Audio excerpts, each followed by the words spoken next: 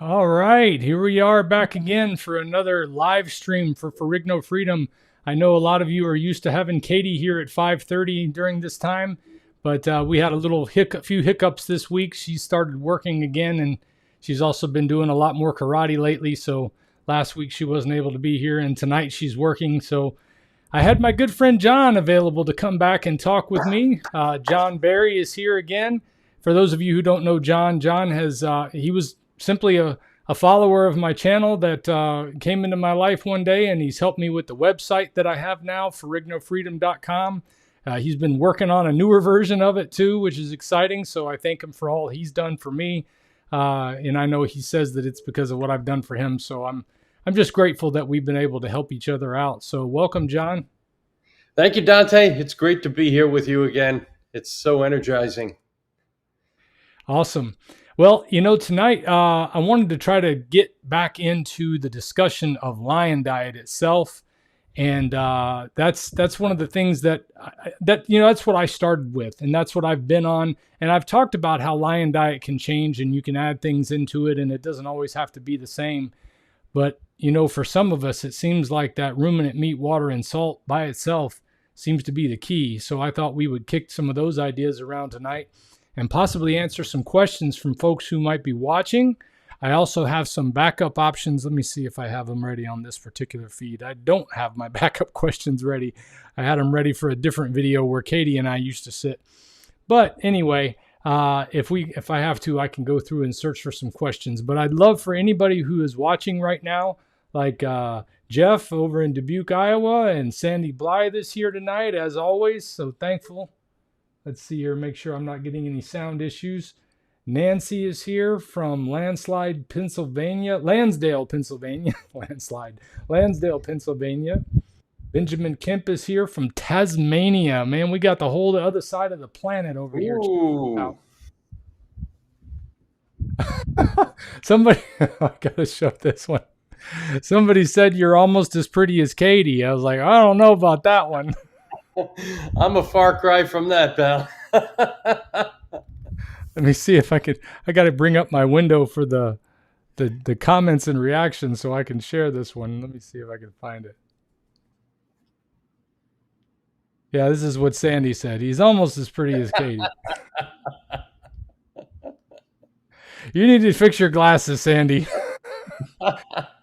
John's not a bad looking dude, but he hasn't got nothing on my wife. I can tell you. No, not at all. No way, no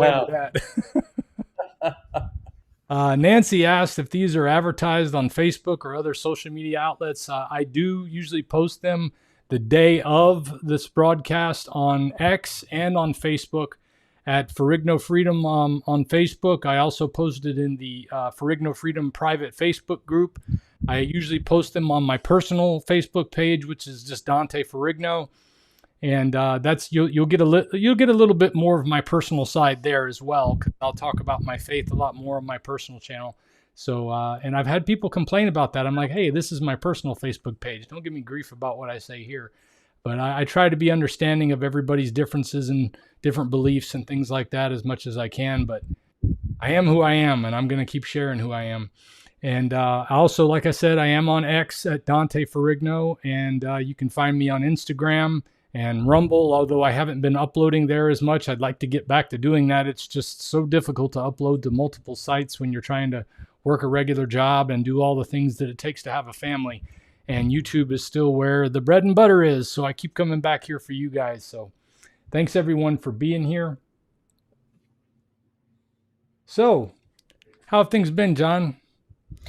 Well, been good, Dante. Been getting better all the time, really. I mean, I follow your example, lion diet, and, it's been great for me. I noticed that when I think like you, when I go off the lion diet, when I start to introduce things like eggs, it's not good for me. It's just the beef works the best for me. It's been amazing. And so it's been, about a year and a half, 18, 20 months, something like that I've been carnivore. And I love lion. As a matter of fact, I want to show you what I'm really into lately. Okay. He's always as a got lion. something new to show. I love this about John. He's always doing something new and neat. Oh yeah, got to have the show and tell, right? So a couple of things I want to talk about that are new. Um, of course, we love our ribeyes, right? So these are the ribeyes that I get from the meat plant, actually near your place, which is fantastic. And these Yeah. are grass-fed ribeyes, beautiful. And so, I was doing ribeye. You can't really get sick of ribeye. There's no way you could ever. I mean, that's the one thing. If you said you could only have one thing on a desert island, it would be ribeye. Now, but I started to get into this. By the way, the name of that place was Florida Fresh Meat Company in Ocala, Florida, for those of you who are interested in where he got that from.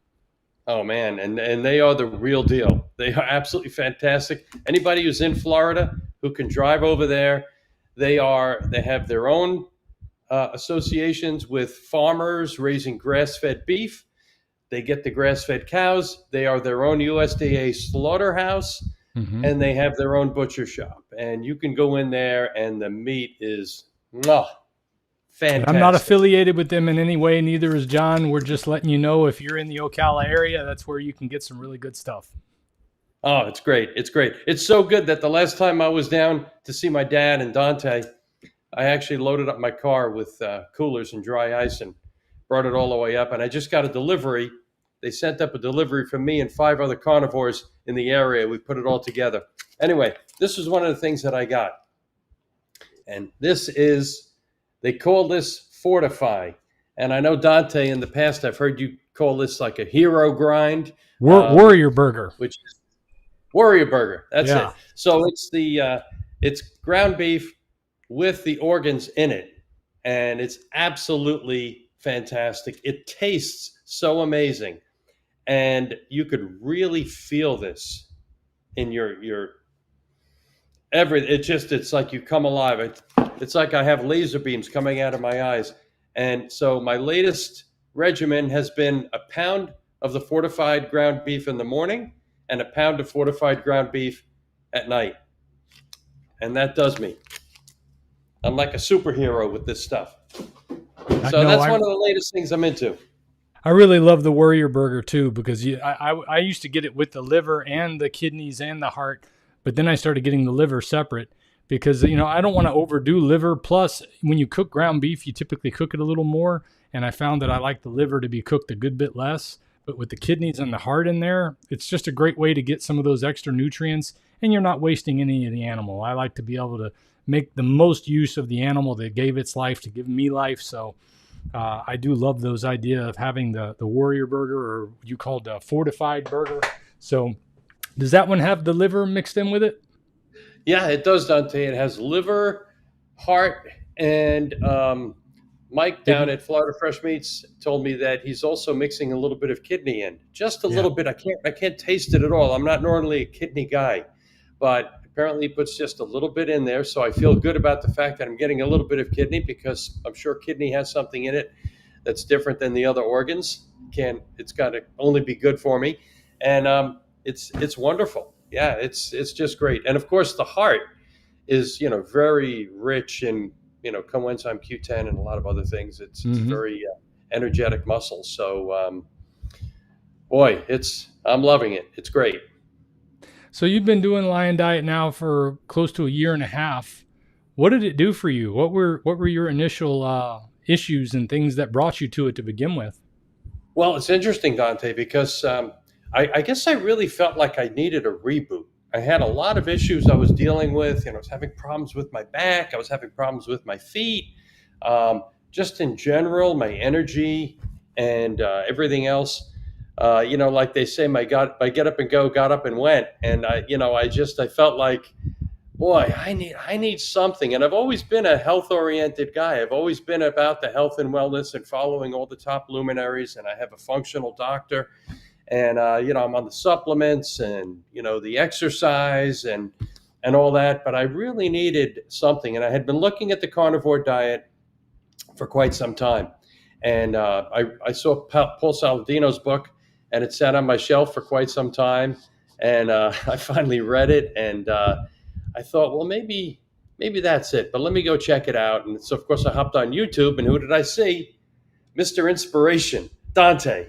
I got to tell you, Dante, nobody holds a candle to you, brother. I mean, there's just something about you and your story and how genuine you are, and the way you just come across. You are what you are, and it's just completely, there's no filter. It's just genuine, Dante. And I just got so pumped up and so excited that's what lit the candle. And I started Carnivore right then and there. And what's great about it is that not only did it solved all my problems, but then, as Carnivore does, it also brought all these other benefits that I didn't expect, right? I mean, a lot of people go on Carnivore because they want to lose a couple of pounds, whatever. But then all of a sudden, they get all these other benefits that are coming in. So, for example, a bunch of carnivores, remember I said I got the meat shipment come up from Florida for me and all my carnivore friends.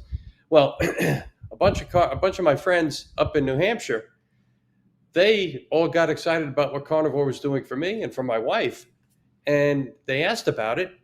And well, we explained it and went on and hooked them up with your YouTube page. And before you know it, we had Steve and Crofton and Mike. And I mean, I could just go on and on. We've got Scott down in Florida, who's got an amazing story. And so the list of things, it was about 15 different people that jumped on Carnivore based on me and my wife, Anna Karen, and just hearing our story. And blood pressure, over 200, completely normalized with no meds. Anxiety, explosive anger disorder, lifelong chronic problems completely disappeared. Weight loss, 60, 70 pounds, over the course of, 6 or 7 or 8 months. Phenomenal. Skin completely clearing up. Acid reflux completely disappearing. My friend Roger, he's a fighter pilot down in Virginia Beach, retired. Top Gun, amazing. But he suffered from acid reflux, had to take Prilosec every day, otherwise he'd end up vomiting. And completely off the medicine, no acid reflux. He also had full body arthritis, as did many other of my friends. Doctors said there's nothing they could do for him. Oh, you're 70, we can't help you.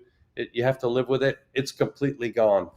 So it was really gratifying for me to not only get the personal results, but to look around and to see all of these people and my friends and family. My sister-in-law just went on it and lost 40 pounds like that. Feels amazing. Energy through the roof. It's just on and on and on. I keep seeing it. And to me, that's very satisfying. So I got a little tiny taste of the kind of what I think must keep you going, Dante. I mean, you've got so many people, so many followers, so many success stories, people coming to you about the results they've gotten based on the inspiration they got from you. And, just getting a little bit of a taste of that has been really gratifying. You're experiencing what Carrie has told me he calls the ripple effect, of how it just keeps spreading.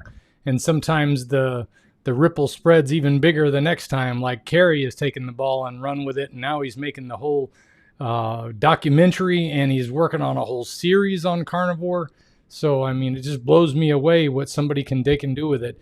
I'm good at talking and I'm good at sharing my story. I'm just not good as all the technical stuff as he is. So I'm doing the best I can, but I'm so thankful for the people who have been here to learn about it and to have their lives changed. And I know we had some of the people that you mentioned have been on my channel for Carnivore Conversations. So those of you who are watching, if you want to know some more about some of these stories, I have an entire playlist of Carnivore Conversations that you can look up on my channel. You can go to the playlist sections when you go to the actual channel page and just watch some of the Carnivore Conversations, because nothing beats hearing the stories of people who have been through this, because a lot of them are where you were when you started, or where you are now and you're thinking about started. Maybe you're here watching this video because you keep hearing about this crazy thing people are doing where they're only eating meat and wondering what it's all about.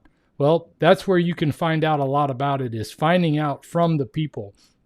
And the number of people eventually makes it to where it's just not it's not anecdotal anymore when you've got hundreds of people saying the same thing and coming through these amazing changes and getting off the doctor treadmill that so many of us get stuck on.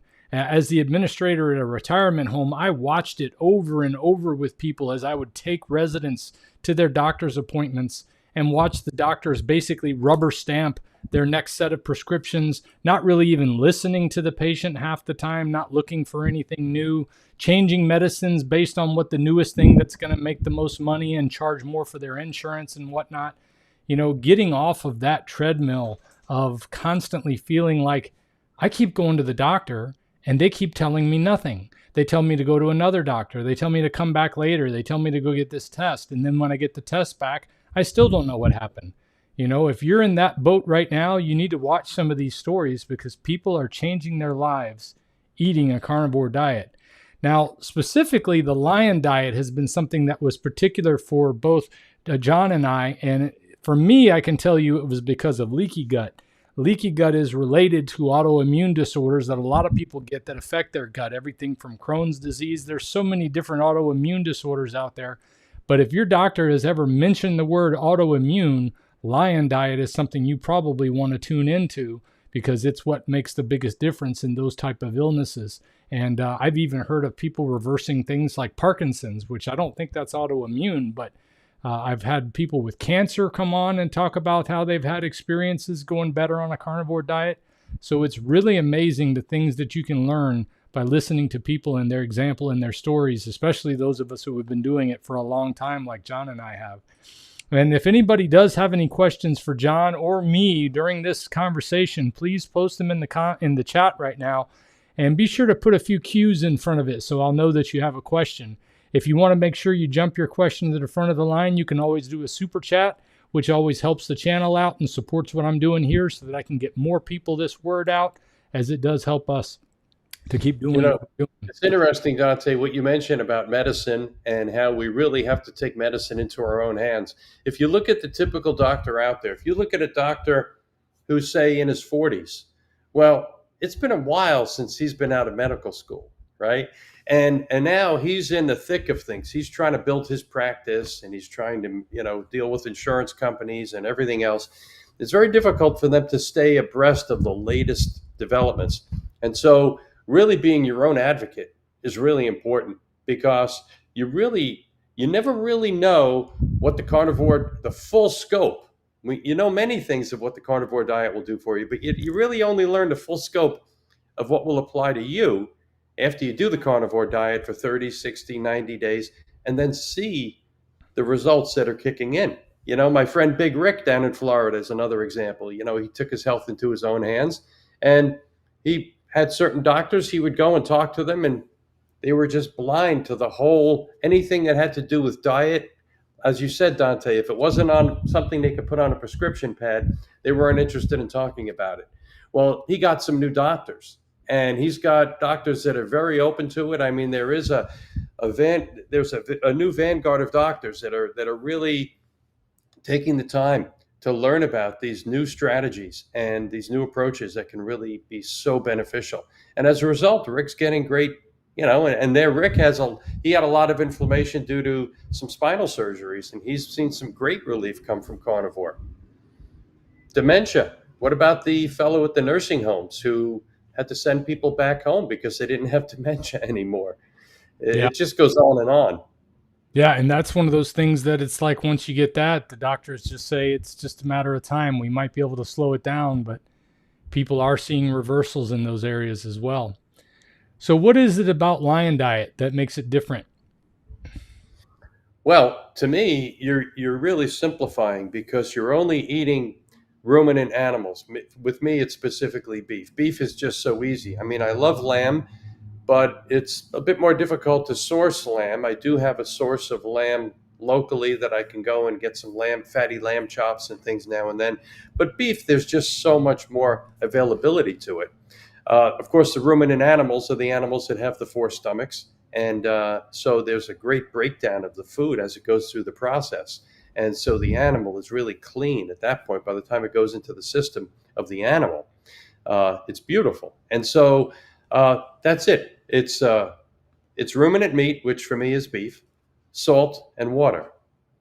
And that's it. I mean, it really simplifies life. I mean, I probably overcomplicated some things a little bit. I did do some things. I did create some sliced meats. Let me show you what I did there. I think I remember bringing some to your house, Dante. I brought Yeah. some sliced to your house. That's why I have a slicer now.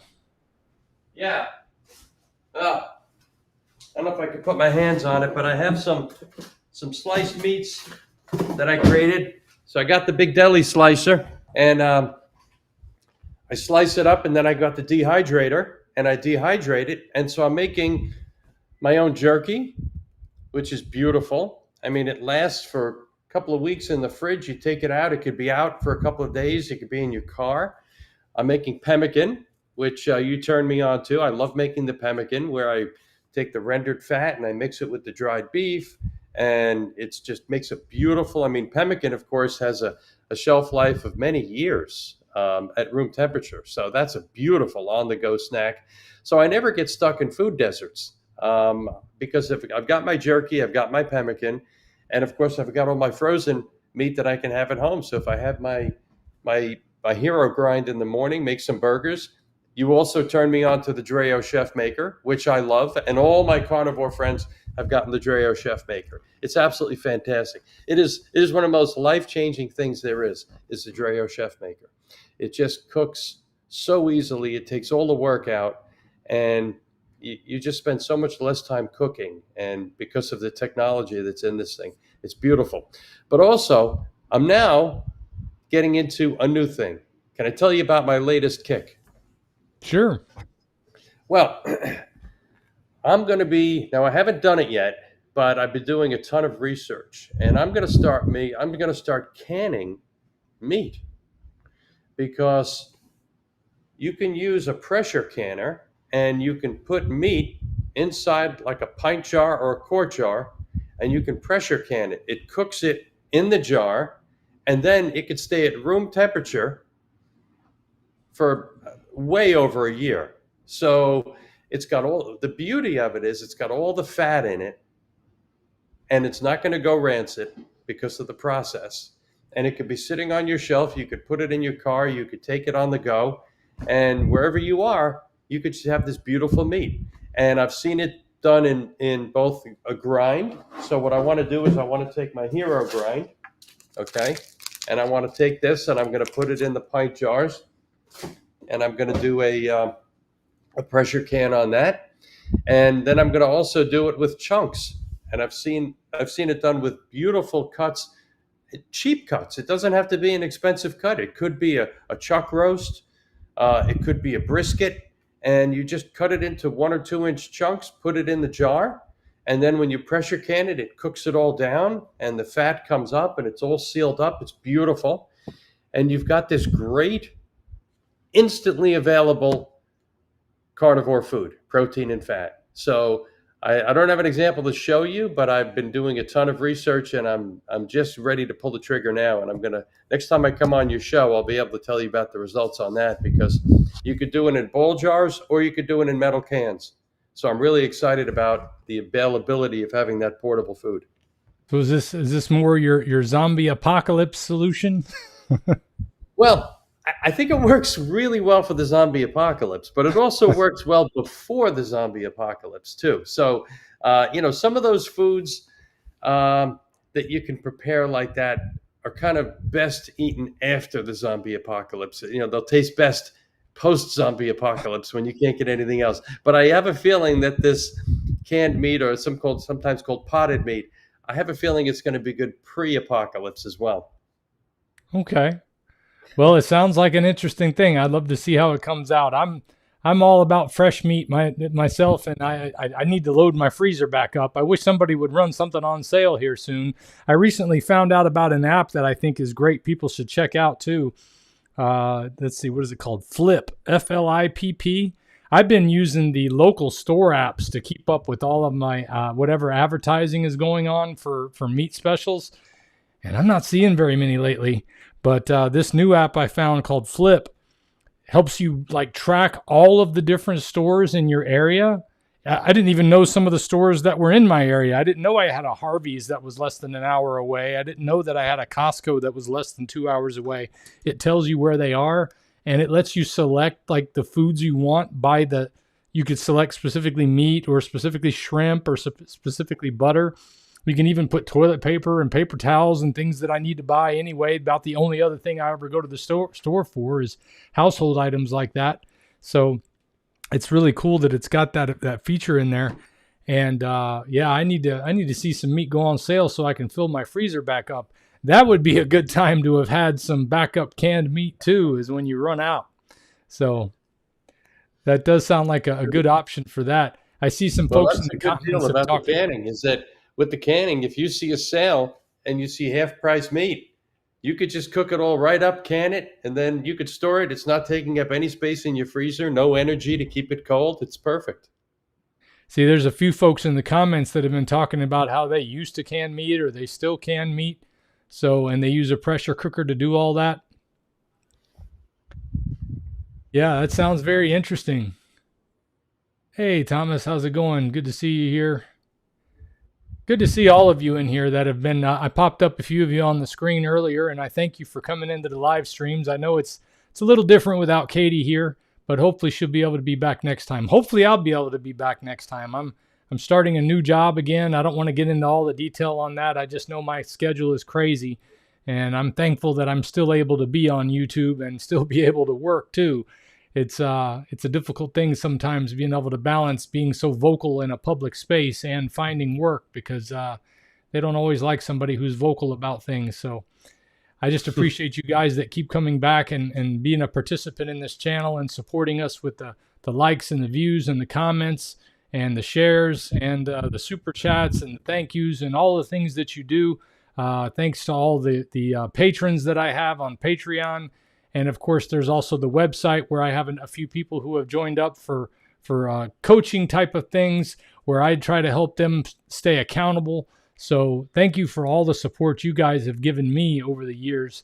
I've just had a hard time figuring out how to make YouTube work like a lot of other places do, like a lot of other YouTubers do. I don't know what they're doing different than I am, but I got to keep on working. But, you know, it's a good thing, because it helps me to stay grounded and I'm able to talk to people who have to go through the same thing that anybody else goes through who doesn't have a full-time YouTube channel, trying to work a daily job and figuring out how they're going to get the meat that they need. A lot of times that involves fasting. A lot of times that involves eating a lot of meat before I go, eating a 1 meal a day or something like that. But it does help me to be able to relate to the regular folks who are out there fighting this battle all the time. Oh, Dante, I remember plenty of times when I would see your videos where you'd be coming back from your nighttime job and you'd be on your porch in the back cooking a steak in the early morning hours. Do you remember those that you did? Yeah, I was working the graveyard shift at UPS over the holidays back in 2022 to 2023, I think it was. Yeah. Oh, man. Yeah. That killed my circadian rhythm. Oh, I'll bet. I see a comment here from Nancy, which is interesting because it talks about costs. And she mentions that with Carnivore, she cut her grocery bills drastically. No more buying things we don't really need. No more throwing vegetables away.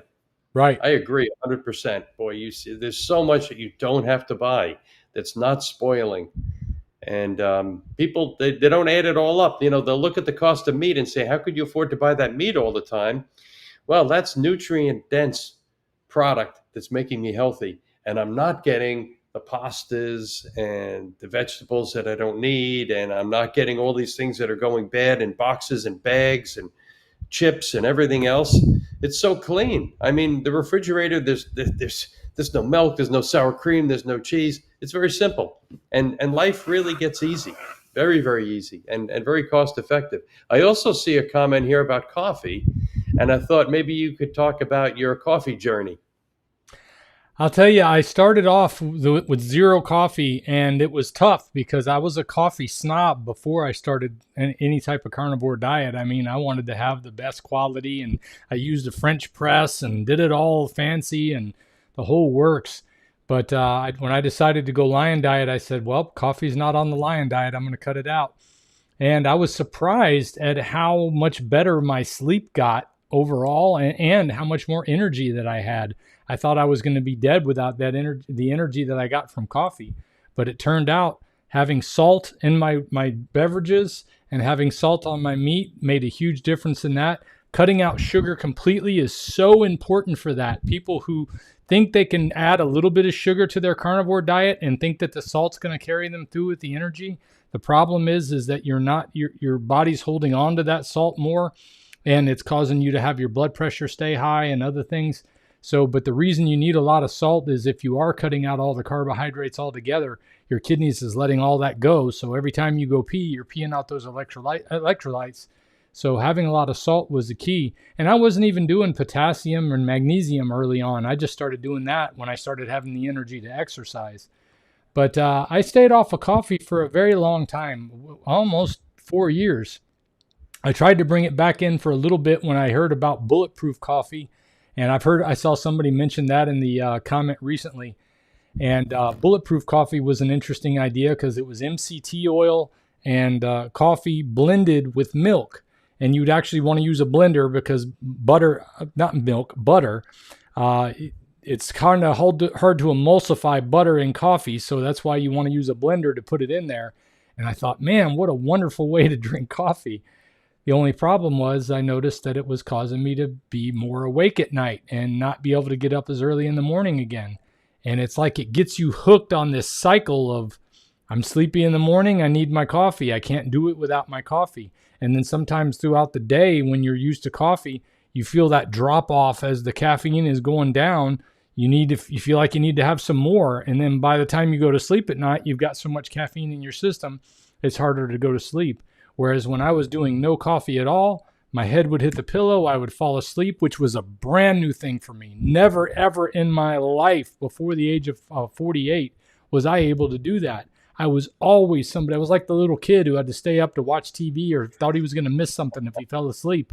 And even if I did want to go to sleep, I couldn't go to sleep many nights. I would be up until 2, 3, 4, 5 o'clock in the morning, knowing I got to be up at 9 o'clock the next day. And it was just murder. But when I cut out coffee, all of that went away.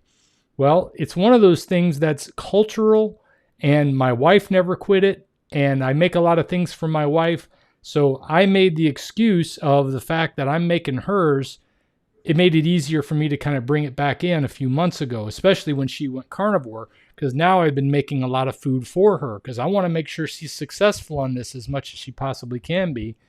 And I know maybe I should make her own stuff, but it's been a long journey for her. She didn't have the same why that I had that forced me to just do it. So I wanted to make it as easy as possible, and I've let it be an excuse for me to have some more things, like I started having butter again, and I started having eggs more often. And I didn't really notice a whole lot of issues, but I've noticed that I'm not as sharp as I was when I was full lion diet. And I've noticed, especially with the coffee, that it has not only caused me to have difficulty getting to sleep and difficulty waking up, but I also noticed, depending on the coffee, it could also cause diarrhea because of the leaky gut issue that I have. I think it makes a big difference there too. So I am on a renewed focus. As a matter of fact, somebody here in the comments is who challenged me to this, and I'm gonna put her name up here. All for Jesus Carnivore. This is Helen, and by the way, I interviewed Helen yesterday, and we're going to have her story out this weekend, and her story is truly amazing. But I met Helen in the Healing Humanity meetups that I do on Sunday afternoons. We have a little get-together for people. It's just a hangout with me and other people who are in the Healing Humanity group. And Helen said, why don't you just go back to full lion diet and see what it does for you? And I said, you know what? It's so funny. I'm here to challenge you, and here you are challenging me to do the thing that I know that I need to do. So that's one of the things I love about this community is we do help each other out and push each other in the right direction. So I have already cut the eggs back out. I've already cut the butter back out. Just, I know a lot of people love their eggs and butter, but for us lion dieters, it can be a problem. So I'm going to really see how getting back to strict lion, I'm not even doing smoke salt. I am just doing the Redmond real salt that I used to get. I'm going to get away from the smoke salt for a little while because even though it's still just salt, it does have some of the tannins and things that come from the wood in there.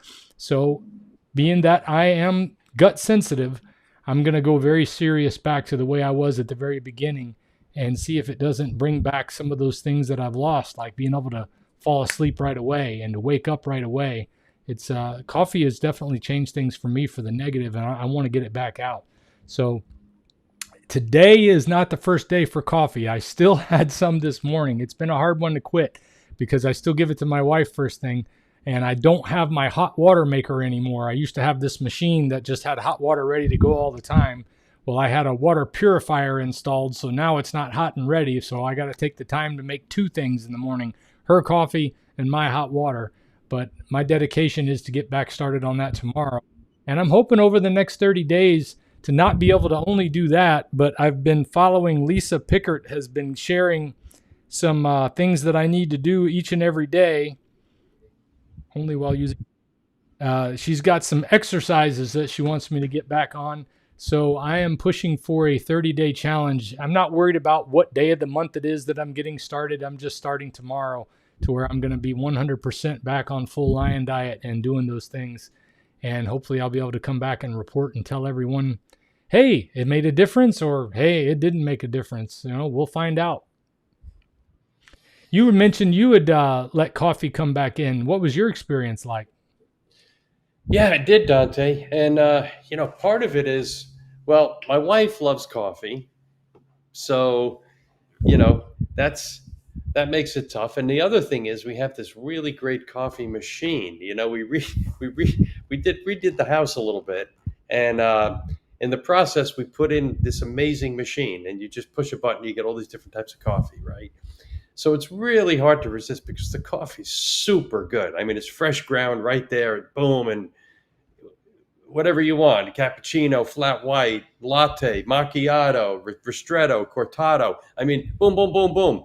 Anyway, so she was drinking the coffee, and I just, it's the kind of thing where one day comes up and you say, well, I guess one cup won't kill me, or maybe I'm tired and I need a cup to get going. And then it becomes 2 cups and 3 cups and 4 cups. And then I always try to quit cold turkey. And then I get the blinding headaches and that kind of thing. And it's terrible. And then I keep quitting, and then I'm off for a few days and I say, well, this is awful. And then I just come back and I say, why did I ever quit coffee? It makes me feel so good. So my latest thing is that now I've cut down, because I was up to 4+ cups of coffee a day. Most of them would be before 12 o'clock, but it was a lot of coffee. And so now I cut it back, 4, 3, 2, 1. And then it was 1 cup real with 2 cups decaf. And then I went to 1 cup real and no cups decaf. And so now I'm at the point where I'm going to start titrating down from 1 cup. But I don't want to fail. So what I'm going to do is I'm going to go like 90% of a cup, 80% of a cup, 7, and I'm going to really I'll brew the whole cup and I'll just have a little bit less.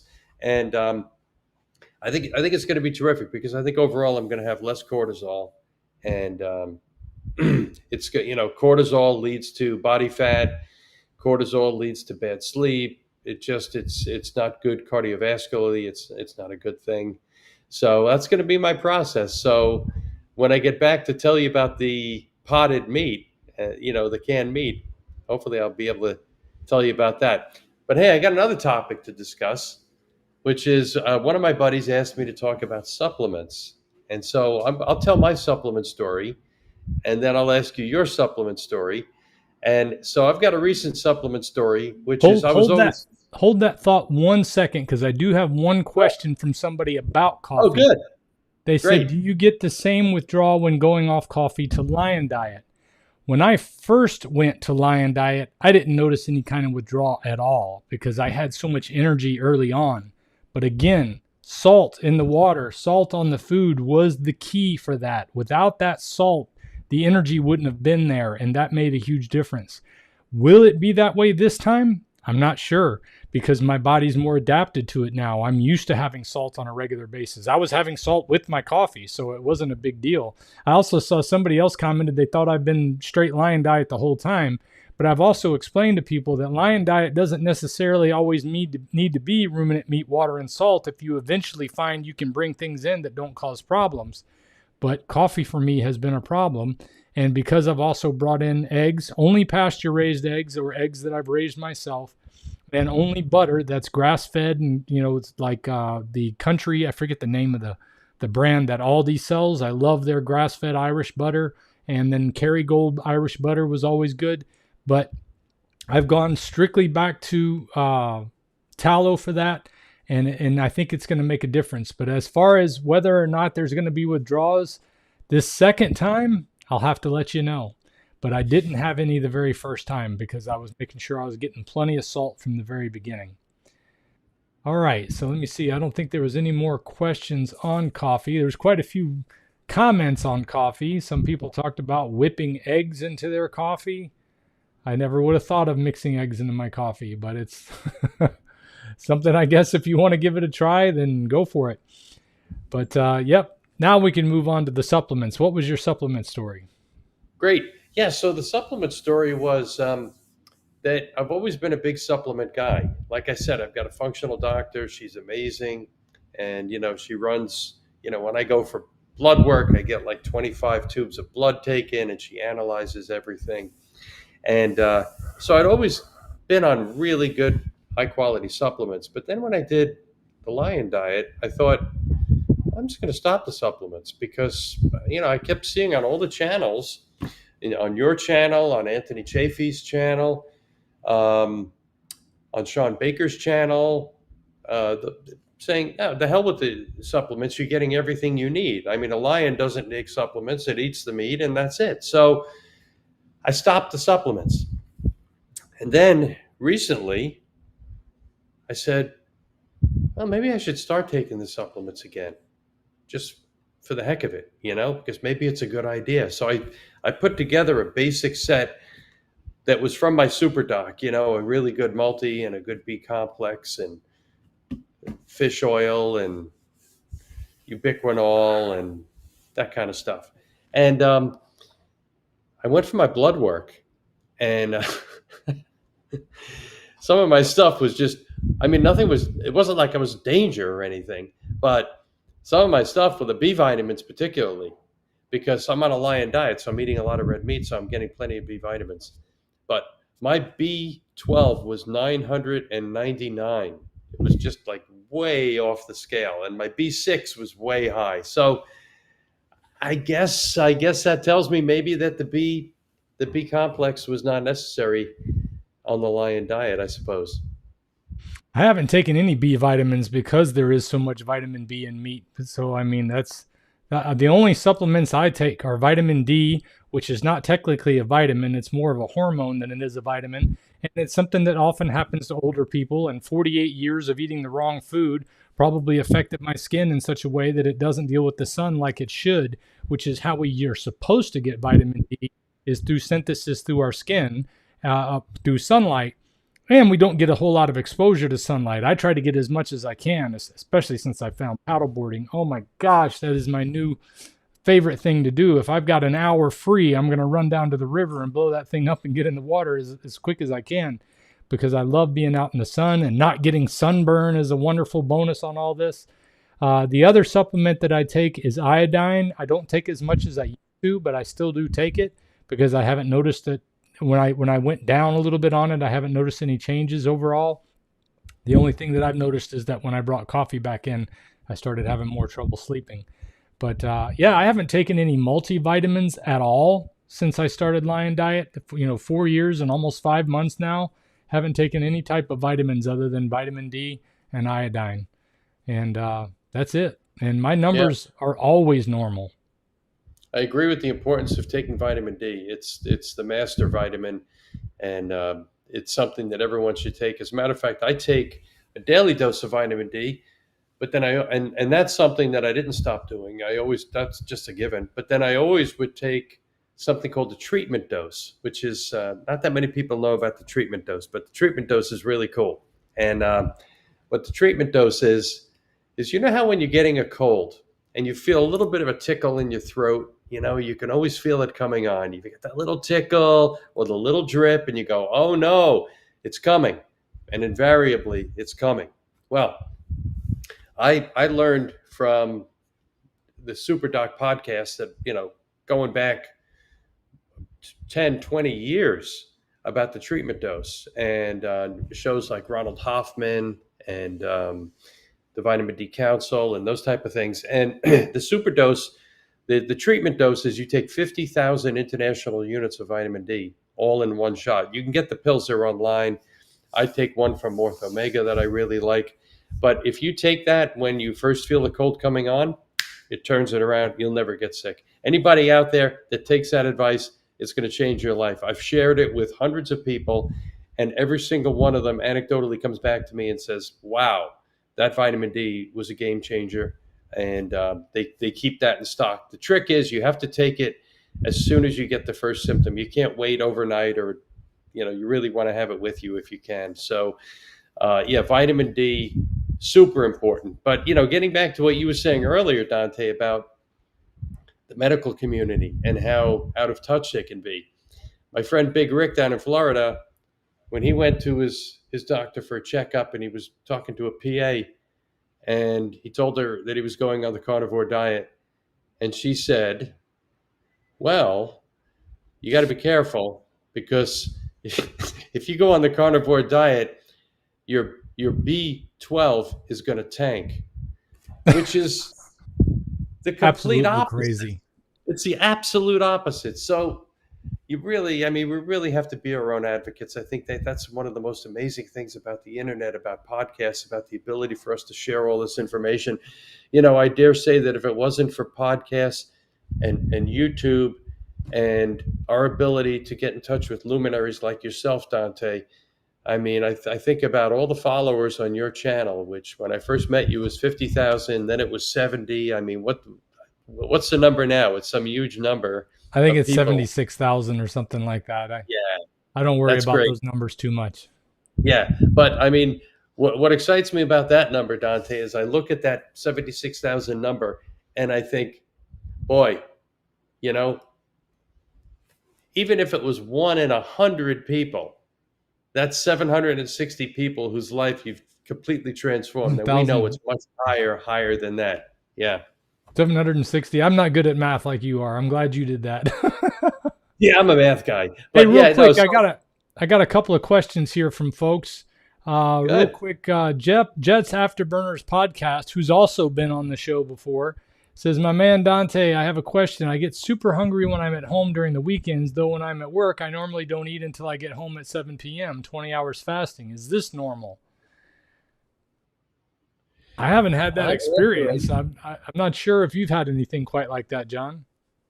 Well, that's interesting. I'm wondering if he's a lot more active on the weekends than he is at work. If he's at work, and first of all, you have work to distract you. You're not in an environment where you may have available food that's tempting you and seeing other people eat. Maybe that's a part of it. But it also could be that if he's out mowing the lawn and doing yard work or running around doing errands, that he could be consuming more calories. I think it's really important to make sure you get enough calories. And for me personally, I would say intermittent fasting is about as far as I'm going to go. I don't feel comfortable with one meal a day. I feel more comfortable with, for me personally, a 6 to 8 hour eating window, Mm-hmm. And how does it go for you, Dante? What do you need as far as getting your calories in? 4 to 6 hour eating window, 2 meals a day. I did 1 meal a day for a long time, but it was uncomfortable to eat that much. And really, if you keep them close enough together, they say it's still technically 1 meal. So you're just taking a break between finishing it. But and that's essentially what a lot of times I'm doing when I take a 2-pound steak and cut it in half and wind up eating half of it and then eating the other half later, or eating a good portion of it to begin with and eating the smaller portion later, whatever it is. It's been a little more confusing since Katie's joined me on carnivore diet, because I usually wind up splitting whatever I'm eating with her. And I have to make sure she eats enough, but she won't eat enough if I don't remind her that you got to eat enough. And at first she was hesitant about eating enough fat. I'm like, honey, eating the fat is especially important for you ladies, because it makes a big difference in the weight loss, and the overall energy is there. I saw Papa Carnivore mention that to somebody earlier in the comments here too, about how important it is to get the right amount of fat. Don't trim that fat. I have a family member who's trying to eat more meat, but she cuts all the fat off. I'm glad to eat it for her if she's not going to eat it, but I'm like, you need to eat that fat. I don't care if you think that it's hard to eat or something like that. It's something it's in your head. I told this to somebody in the Healing Humanity group, and at first he told me I was kind of offended him by saying it's all in your head. But once he realized it truly was all in his head, and he was able to get past it by just doing it, and now he loves it, and now it's made a difference. So once you get past that issue with meat aversion or feeling like fat texture is not right, you're going to get the benefits that you're really looking for from it. As far as what you were saying about Jets Afterburners podcast question about whether or not, I think you're right about the access to food being a big part of it, because if you're at work all day and there's not access to a lot of food, it kind of makes it easy for you not to think about it. But when you get home, and if you live with people who have other food especially, or if you have your own food available and you can just make a ribeye or make a nice New York strip steak whenever you want to, it makes it easy to kind of want to do that, but when you don't have access, I think that psychologically, a lot of this is psychological. A lot of it is in our head. I know. Well, I think it's also important for people. I really encourage people to make sure. All of my friends, when they started carnivore, I had learned so much from you, Dante, that I was able to really share a lot of good advice with them. And the advice would always include, you have to eat a lot of food. You have to eat more food than you think you need at the time. Because what happens is people go on the carnivore, the lion diet, and within a short period of time, they are getting to the point where lunchtime comes and they're not really hungry because they're not in that insulin cycle. And so they might not eat. But that could be a danger zone, because if you get too far behind the 8 ball and you're not consuming enough food for your body, that's when you can potentially get into the danger zone where you could become ravenous, and then you start grabbing things and you're just sort of in a manic eating state. And I'm sure we've all done it, all of us out there. And I'm sure many people are resonating with that. And so I really encourage people when they start lion and carnivore to make sure they eat from the start 3 meals a day, and make sure there's a lot of food in the meal. And if you feel full halfway through the meal, keep eating until you're good and full. You want to be good and full. I mean, you don't want to be in pain, but you want to be really good and full, where you feel, wow, I've really had a good solid meal. And then the next meal time comes, if you're not hungry, just start eating and eat anyway. Because if you get in the right pattern, losing weight is not going to be a problem. So you don't need to worry when you go on carnivore, lion. You don't need to worry about, do I have to cut back on food? That's the other paradigm. That's a bad paradigm. It's a bad model. You really want to eat. And so then as you start shifting, then maybe you could start playing with it. If you want it, you're on the lion diet for a few weeks, then you might say, or carnivore for a few weeks, you might say, okay, I'm going to start to either scale back, or maybe I'll shrink my eating window. So maybe I'll start eating a later breakfast, an earlier dinner, whatever. Start doing it slowly. Don't do dramatic things. Sometimes people, they go on the lion diet and they feel like, oh, everything is happening so fast. It's great. I'm getting all these results. I'm like King Kong. I'm just going to start doing 3-day fasts, and I'm going to start doing 1 meal a day. And the last thing you want is to overstress your body, and then fall off the wagon when you're on such a great program. And when you're eating 3 meals a day, even if it doesn't feel like you need all that food, you're still not going to gain weight. You're probably going to be losing weight anyway. And you're healing your body and you're nourishing your body. So I really encourage people to kind of go about it that way. As an influencer and trying to have new material and showing people or checking out different things like that, I've put my body through a lot of stress switching between a lot of things like that, like going to rolling 3-day fasts and 4-day of feast, and then doing OMAD for 3 months at a time, and all these crazy things that I did that did put some stress on my body overall. But I mean, I enjoyed each of them. Just it's not necessary. I think sticking with the basic process, keep it simple, and you'll really enjoy this way of eating. Whereas if you try to make it a math problem, you're going to get tired of it. I think is a big part of it too, and you are going to overstress yourself. Another question from Benjamin Kemp: do you have any advice regarding chin-ups, pull-ups? I've been incorporating them lately and have found them to be great for core muscles. And my recommendation is keep doing them. I wish I still had my chin-up machine. Ever since we moved into the house, I haven't had it, and I need to get one back. When I was working at UPS, when I would take breaks, sometimes I would use the bars that were in the building that we were in, where there was like bars that separated all the trucks, and I would just do pull-ups on there. And I could never do pull-ups when I was growing up. So it's something I would like to get back to. And if you have a hard time getting started on pull-ups, use those bands. Get some good, strong bands to help you get used to the motion, and eventually you'll be able to pull your own weight up. There's nothing better than being able to pull your own weight up something. I remember the first time I climbed a rope from the bottom to the top at the gym, and I didn't even use my feet. When I was a kid, I couldn't even do it using my feet. But as a 50-year-old adult, I was able to do it just hand over hand, and I could not believe that I was able to do that. And a lot of that came from doing pull-ups. So keep doing those pull-ups. Yeah, it's a great exercise. I'll also add, Dante, the bands, as you said, are really good. They have the really thick bands that you can actually put around the bar and around your foot, and it basically reduces your weight. That's a great way to go. But I would also suggest that whatever you do, have a pull-up or a chin-up bar somewhere in the house in a doorway that you go through a lot. And every time you go through that doorway, just do a couple. So if it's easy, if it's right there, if you don't have to go out somewhere in your garage or whatever, if you can have it inside and just hit it every time you go by, that's a great way to go. And also, if you want to increase the reps in the beginning, if you're having a hard time pulling your whole body weight up, you could put a chair behind you, and you could put either both feet or even just one foot or even one toe, just with a bent knee, resting on that chair, just to give you a little bit of lift to reduce your weight a little bit. Is one way to kind of get into it. If you can't get the weight all the way, if you can't pull your full weight up, you can't go through the whole range of motion. And so by taking a little bit of the weight off, you'll be able to go through the full range and then eventually be able to not use that chair.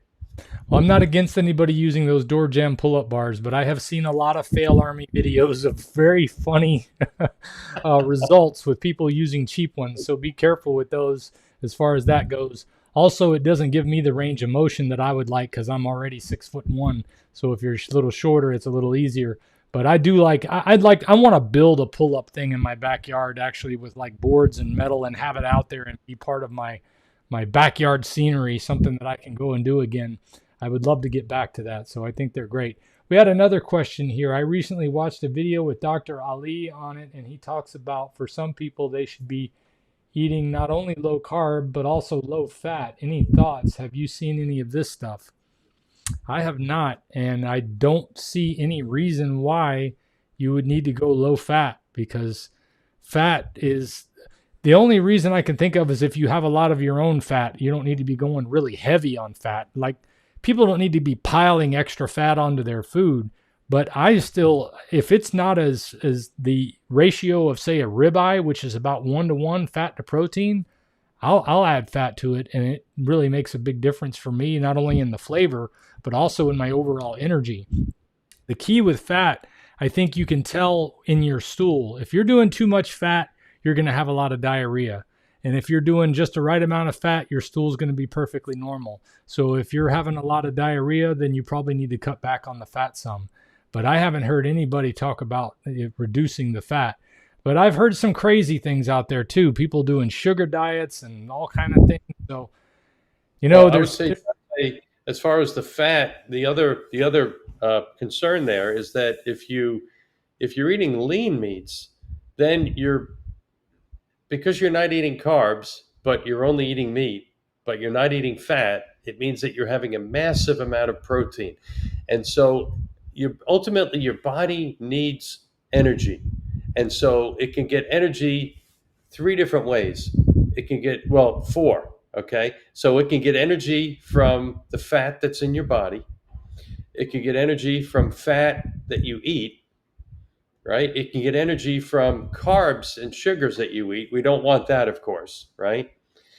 But it can also get energy from protein that you eat. So there is a little bit of a risk that if you're not consuming enough fat, that your body is going to, yeah, it will take some of the energy from the fat in your body, but it will also take the proteins and convert them into glucose through the process of gluconeogenesis that occurs in the liver.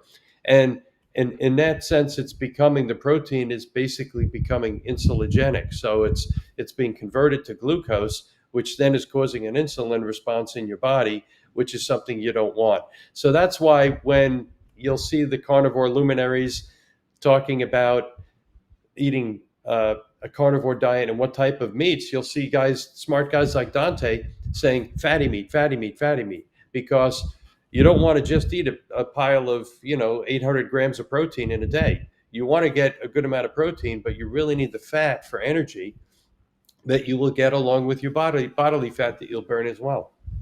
And if you do too much protein, you'll be producing too much glucose, which would bring your blood sugars back up and might have some insulin responses too. So the fat is the key to satiation as well. So, and I put up a comment that somebody else had made too about how the fat was important just a little while ago. But I've got to cut this short because we're at the 1 hour period, and I also have another. I have a meeting where I meet with people on my my website, where I meet with people for keeping them honest on what they're doing and helping them with their carnivore diet. So I've got to end it here shortly. But we got 2 other questions that came in. Nancy asked, why not drink decaffeinated coffee, Dante? It's not just the caffeine. The caffeine is probably the most thing that's affecting me, but it's also the fact that I've been having, like, especially with certain coffees, diarrhea. And coffee is very hard to source. It's hard to know where it really came from. Even though it says it came from Colombia or it says it came from Ethiopia or whatever, there's really nobody's tracking that. It's not like there's any system out there that says, yep, we guarantee that's where it came from. So it could be coming from anywhere. It could have a lot of mixture of things in it. It could have burnt paper in it. It could have wood. It could have sand. It could have sawdust. And it could even have mold in it. So, I mean, there's a number of things. Not to mention coffee itself is a plant material. For somebody who has leaky gut, I'm probably pushing the envelope for myself. Again, there's plenty of carnivores that are probably going to do fine having their coffee. I'm willing to bet decaffeinated would be better for you if you're having sleep issues. But for those of us with the gut issues, I think it's better to leave it all the way out. And, it's just one less thing I got to spend money on too. And time. Yep, and time. It looks like I'm still going to be making it for Katie, though. So until she decides she's going to give it up. Coach Lisa has challenged her to go without coffee for 30 days. We'll see how that goes. She has a lot of respect for Coach Lisa. She has a lot of respect for me, too. But you know what it's like when your husband tells you something as opposed to your carnivore coach or somebody that you're like is your hero. So I'm hoping that my hero for her, Coach Lisa, is going to encourage her to give that a try. The last question was from Josephine C. Do ribs have marrow? Hoped I spelt that right. You didn't spell it right, but that's okay. We're not worried about spelling it. The ribs do have marrow, and if you can get to it, it's great to eat it. The softer the bone is, the easier it is to eat. I've eaten the whole bone in the rib before if it gets soft enough. It's kind of hard to do that with beef ribs because the bone doesn't usually get soft enough. Back in the day when I would eat pork ribs, it was really easy to eat the bone and everything. But if you're on a regular carnivore diet and you're eating pork ribs, then I say go ahead and eat the marrow too, because marrow is fantastic. And then there was one more question that just came in. I'm going to go ahead and bring it in from Sharon McMullen. No thyroid, no gallbladder, and total hysterectomy. Will I lose weight on the carnivore diet? I believe you would. Most people do. There are rare occasions where I've had people that just don't lose weight even on a carnivore diet for some reason, but it's very, very few and far between. I haven't heard of anybody mentioning thyroid being an issue or hysterectomy being an issue, and I myself don't have a gallbladder, and I've lost over 100 pounds. So the one thing I can say is you're going to get better from a lot of things going on a carnivore diet. And even if weight loss isn't one of them, which I most likely will be, even if weight loss isn't one of them, it's worth giving it a solid try. And when I say a solid try, anybody that wants to give it a try, go 90 days, get serious about it, cut out the garbage, cut out the sugar, stop thinking of these things as treats, and treat your body to what you've been missing for a very long time. And that's the proper human diet that Dr. Berry tells us about, which is meat, and it could change your life. I'll leave you with the last word, John. Well, Dante, I just want to thank you again. This has been really energizing. And anytime that I'm around you, talking to you, getting your energy, your knowledge, your wisdom, it's absolutely fantastic. The only thing I compare it to is listening to the pastor on Sunday. I mean, your wisdom is just amazing, and I'm very grateful to be here with you and having this conversation. And my life has transformed. So many of my friends and family's lives have transformed, and it's all because of you. And I just want to thank you, man. You're the man. Thanks a lot. Well, I appreciate the flattery. It's a little much. I'm just me, man. I get excited about something that makes me feel good, and I want other people to feel good. I wouldn't call myself a luminary or any of that stuff. I'm probably pretty crazy when it comes to some things. I rush in where angels fear to tread, and sometimes I regret it, and sometimes I don't. But for the most part, this thing with the Lion Diet has been wonderful, and I want other people to experience that wonderfulness, and I'm glad that it's done that for you. So I appreciate your kind words nevertheless, and appreciate you guys being here. Be sure to hit the thumbs up before you go, and leave any comments if you're watching this video afterward. I'd love to see them, and I'll talk to you guys next time. If we pay extra, could we maybe get some grease or fat?